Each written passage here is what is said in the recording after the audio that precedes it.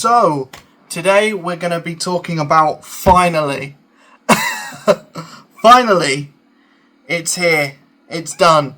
We're going to talk about Brandon Sanderson's Words of Radiance. This is Stormlight, or the Stormlight Archive, book 2 of currently 4. There's going to be, well, currently 5. Actually, there's going to be way more in years. Stormlight book 2, Words of Radiance. I loved this. I really like this. I'll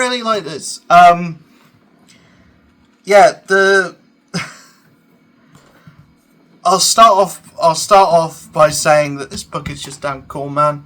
This book is just really cool.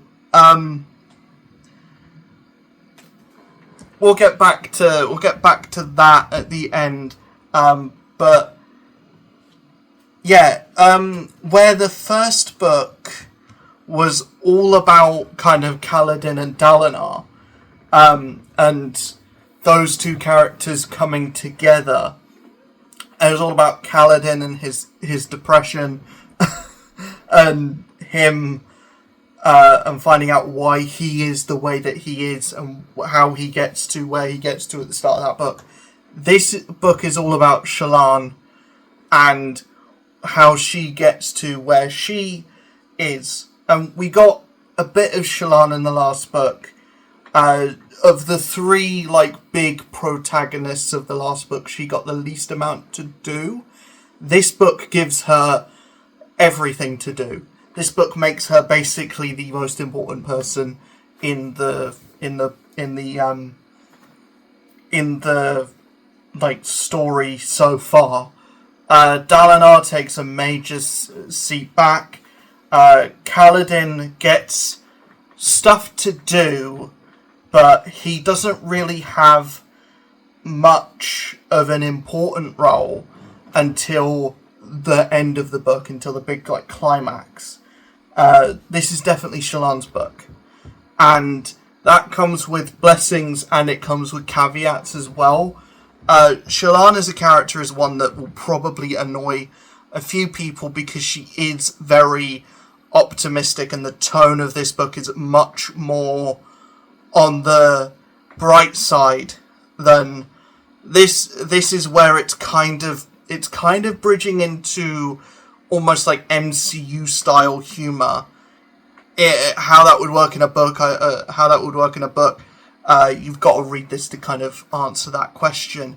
But it does kind of bridge into that in a way, and I've heard a lot of people say that they don't get on with how Brandon Sanderson actually writes. They don't get on with his sense of humor. They don't get on with his very simple prose. I'm very new to this. I'm very new to just reading in general, fantasy novels in general. I don't think hypercritically on that. Maybe I should, to be a better reviewer, to be a better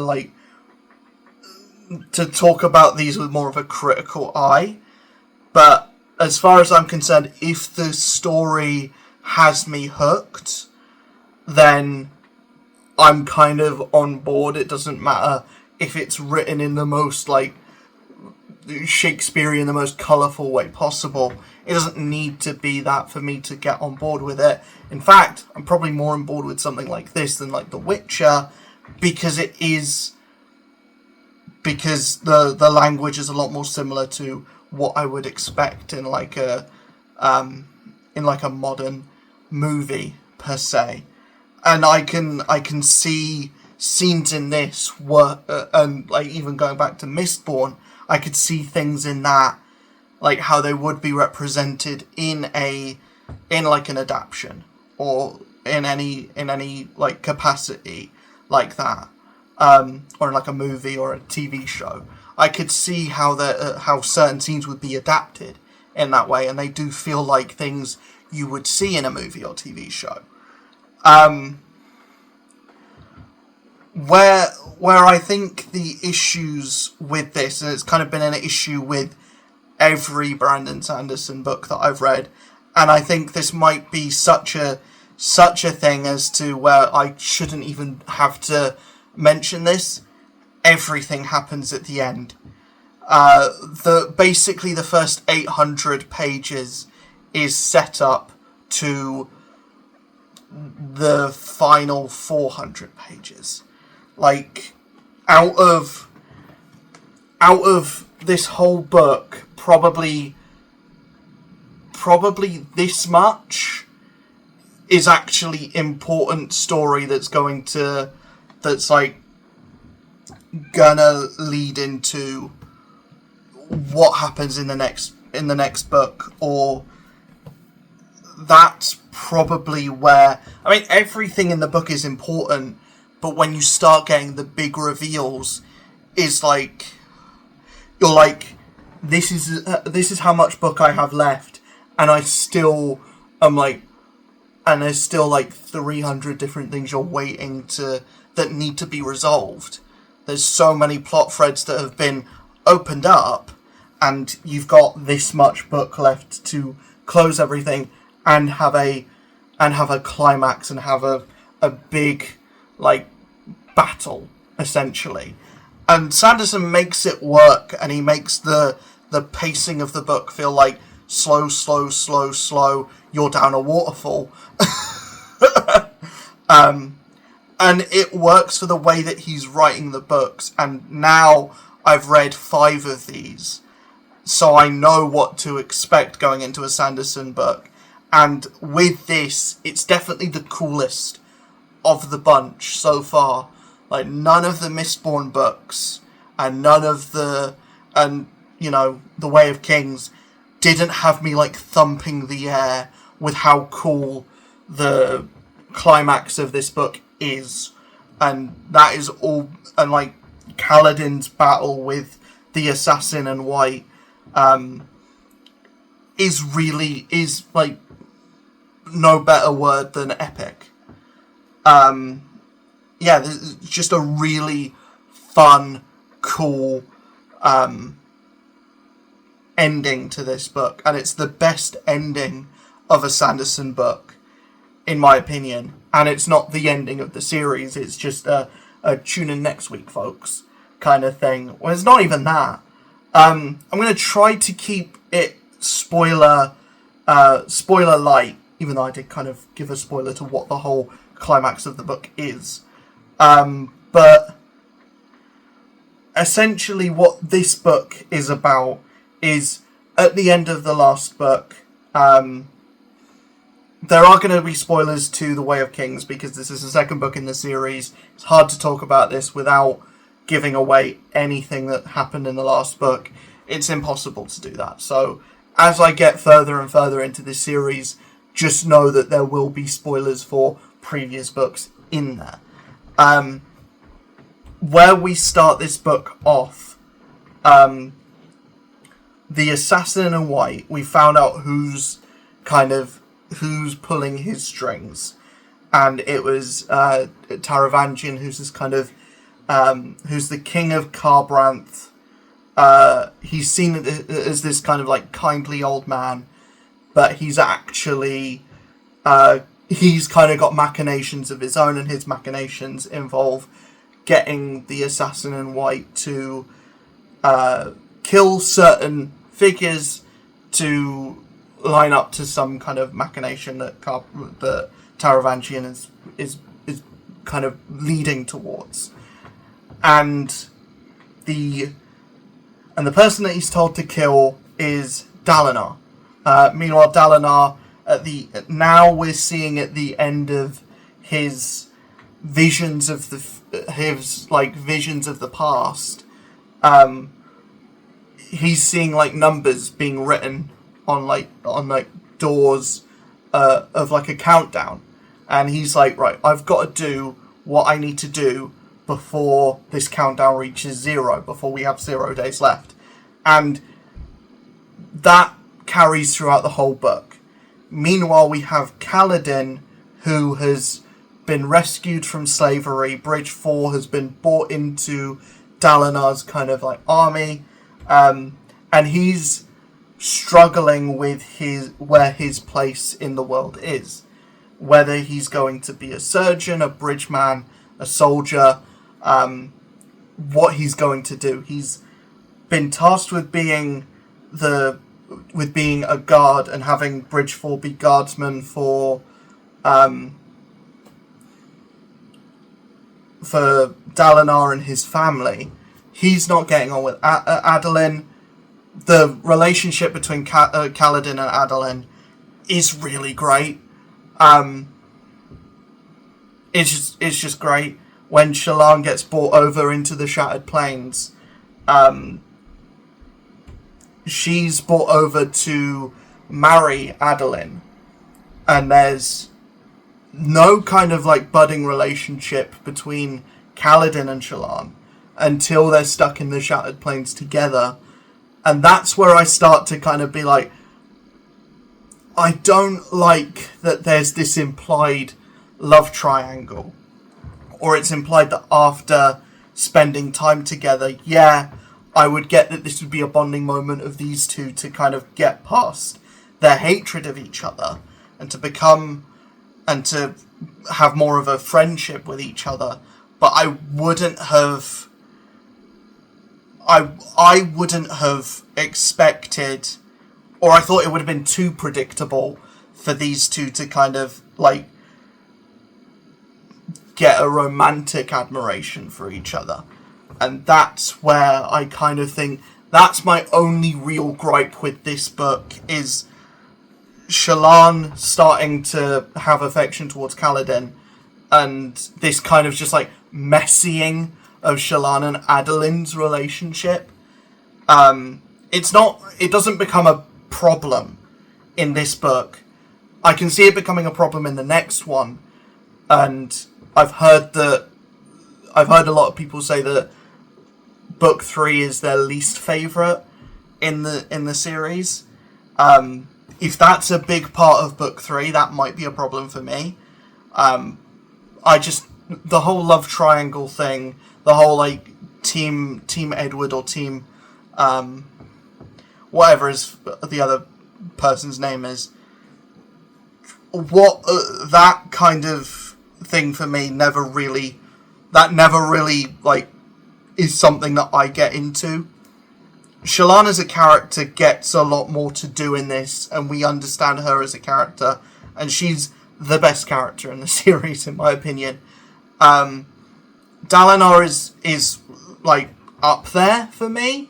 Kaladin, I just find that he's too whiny too much of the time. When he does eventually break out of it, it is a moment that made me go, "Woo, yeah, go Kaladin." But he's still a character that very much I don't like whiny sad boys, and Kaladin is a whiny sad boy. Unfortunately, for the majority of this book, predominantly this book, I think he's sadder in this than he is in A Way of Kings, and he's in slavery in The Way of Kings for a majority, if not all, of that book.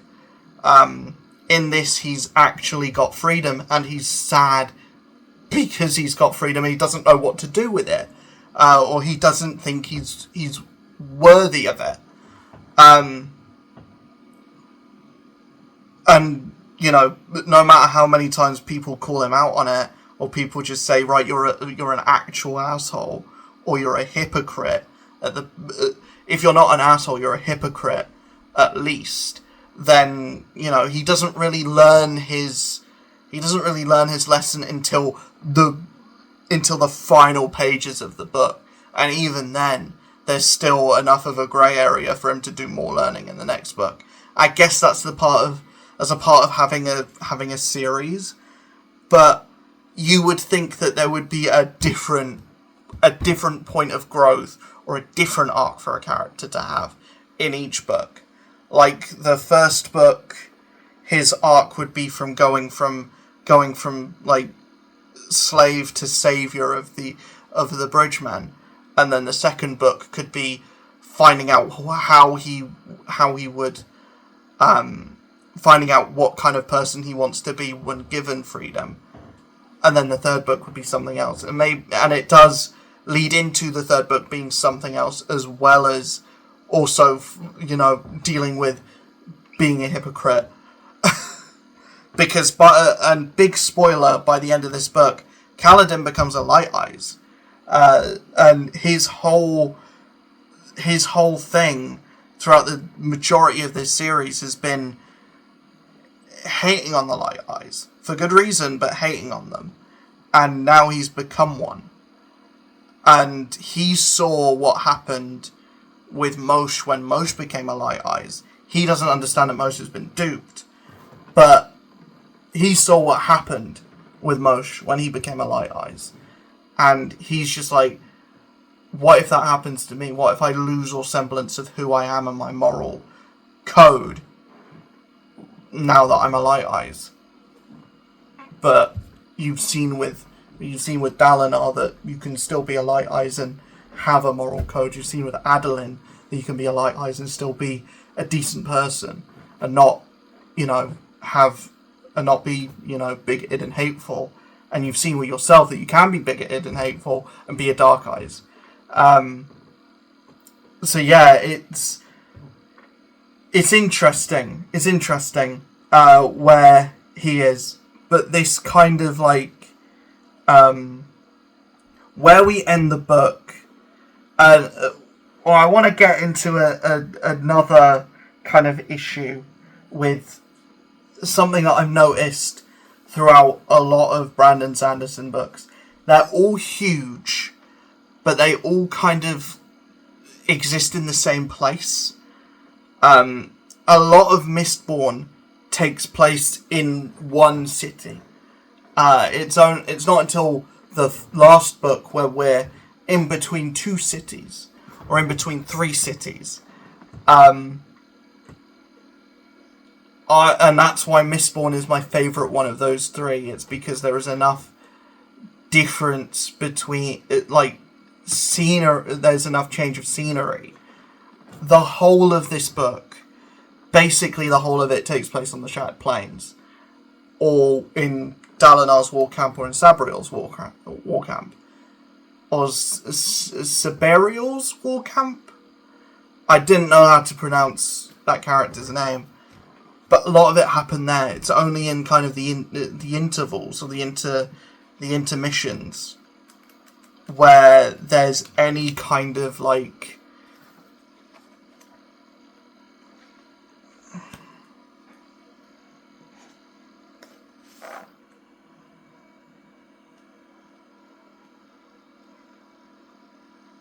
interlude. It's only during the interludes where there's any kind of change in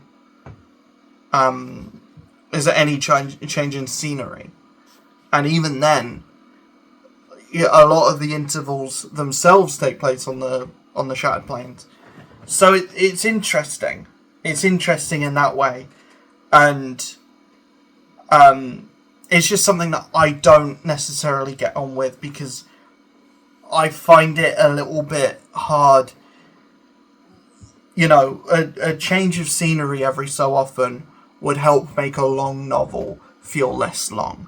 And it's only until the end of the right at the end of the book where we're introduced to this entirely new locale. And even then, it's just a big tower.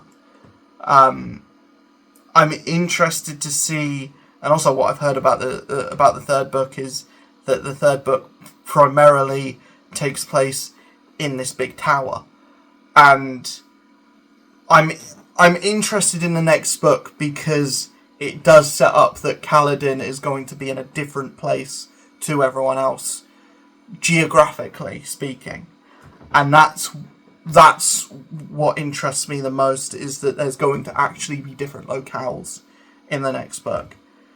Having a lot of this book take place in the Shattered Plains, or in the chasms, or on the plates in the Shattered Plains. It gets a bit tiresome after a while, where everything's happening in the same place, and every kind of like action sequence is a battle in the Shattered Plains. This book doesn't have that issue necessarily, because the big like midpoint fight is like a big like arena battle, which is 4-on-2, and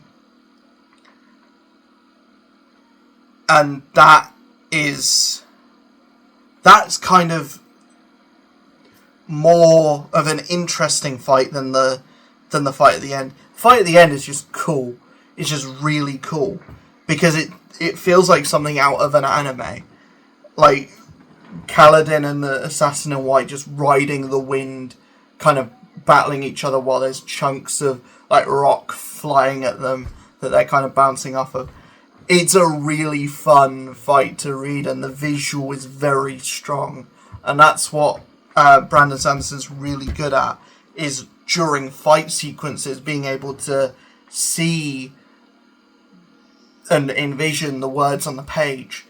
He's really good at that. He's really good at getting you engrossed in an action sequence. I didn't feel like I was out of it, or like just reading any part of this book. When it's funny, when it's trying to be funny, I was laughing. When it was, when there was a big turn in the story, I was like, oh, what the fuck? I was like, that's big. And then when it gets cool, it gets really cool.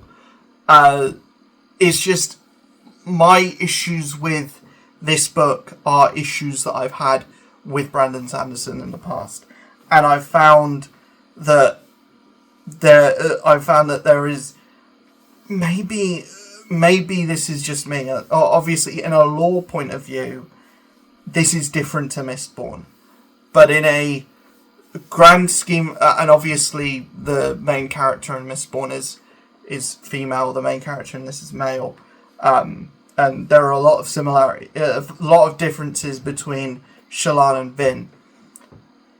But Shallan's story is very similar to Vin's in this. Not necessarily in the grand scheme of things, but her relationship with Elend, and even Elend being described to have very messy hair, or not, her and Adeline. Fuck it. You see what I mean? There are a lot of plot similarities between this and even reading this, and as cool as the like end action sequence of this is, and the climax of this book is, it felt very similar to the climax of Hero of Ages. It felt similar to me, at least reading it. It felt similar to Hero of Ages, because that felt like very otherworldly, and it felt like a battle that was happening in the sky, that, completely divorced from the earth and not grounded at all. And this felt very similar to that. And the lead up to the relationship between Shallan and Adeline, very similar to Vin and Elend. And that might just be because Mistborn is, and even the thing of like Mistborn, the magic system of Mistborn being ingesting metals, and the magic system of this being ingesting Stormlight.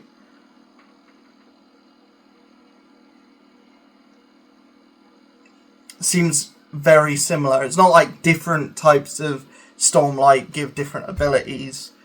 It's different in that regard, and the whole thing with Spren is very interesting and not similar to anything in Mistborn. But there's a lot of like similarities, like it having to ingest a certain thing or having to breathe in. It's breathing in Stormlight with this. It's digesting metals and drinking metals in Mistborn, and that is And that's kind of, and even then, in the second book of Mistborn, it introduces a love triangle, and in this book, it introduces a possible love triangle. Yeah, at the end of the day, I am pulling at straws, but I couldn't help feeling while reading it, you can tell that the same bloke wrote these because there's a lot of similar ideas here. And maybe that's just me, and maybe because I am reading them so similarly, or so close together. But I couldn't help but notice it. Yeah. Overall, Words of Radiance it foregoes a lot of the growing pains of The Way of Kings. Even reading Sanderson's foreword at The Way of Kings, reading that it's a book that took him about 20 years to actually get off the ground and to become ready to write. And it went through several phases of writing. This feels like someone who gets it and is in the thick of writing an epic. Where The Way of Kings feels like an introduction to the world, this feels like a fully fleshed out version of what this feels like, fully fleshing out what the world actually is and what the point of this story is going forward. And where this book ends off leading into the next one is really interesting. This just feels like Brandon Sanderson clocking in to do what he does best. The Way of Kings felt like he had something to prove, and this felt like right, let's tell the story that we were going to tell. This felt like a professional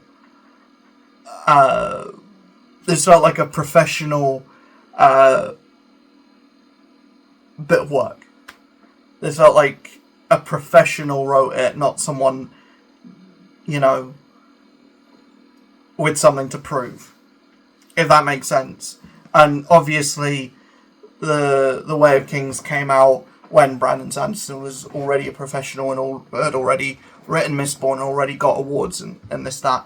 But it felt like him saying, right, this is the start of something epic. And this is just, I've proved that I can write an epic. Let's do that again, but better. Or let's keep going, but keep adding more. And I think this book wins on the strength of its characters. I think Mistborn won on the strength of its characters. This wins on the strength of its characters as well. And the thing that Brandon Sanderson is so good at is introducing a big cast and introducing a massive amount of characters to you and making you care about each and every one individually for individual reasons.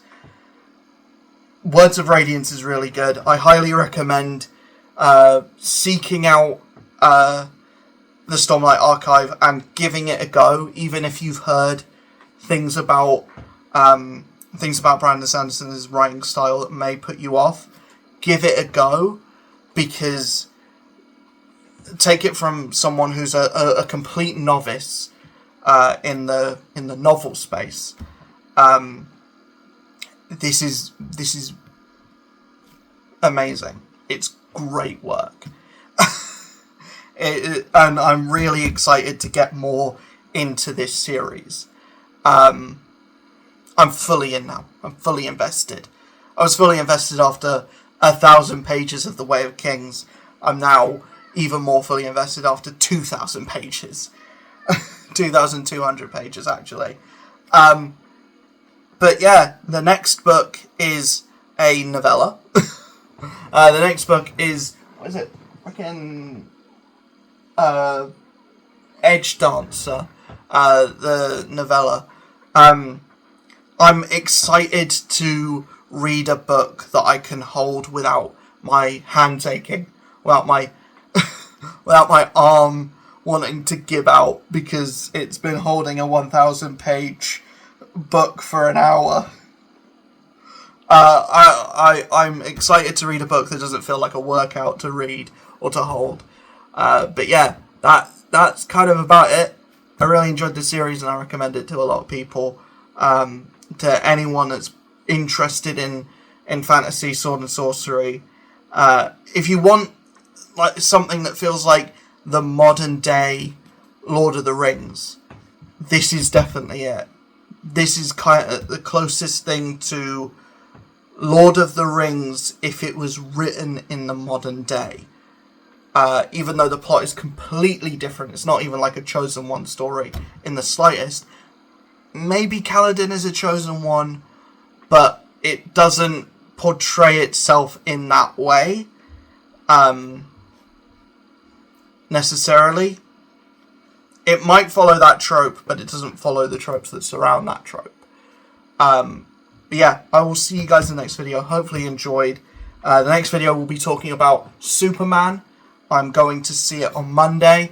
If you are watching this and in the comments for some reason want to spoil Superman, your comments will be deleted, and B, fuck you for spoiling it for me, because it's just a terrible thing to do. Don't spoil movies, people, and also do not spoil anything that's going to happen in subsequent books in the Stormlight Archive series, because A, your comment will be deleted by me, and 2, I don't want to be spoiled. I want everything to be fresh, because if I get spoiled, then that means that the videos that I make on the series won't be as authentic as they would be if everything's a surprise for me.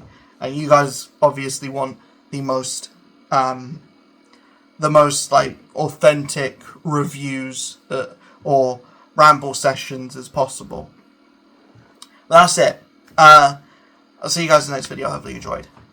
Please hit that like button, hit that subscribe button, hit that notification bell. Yeah. Thanks for the 5th time.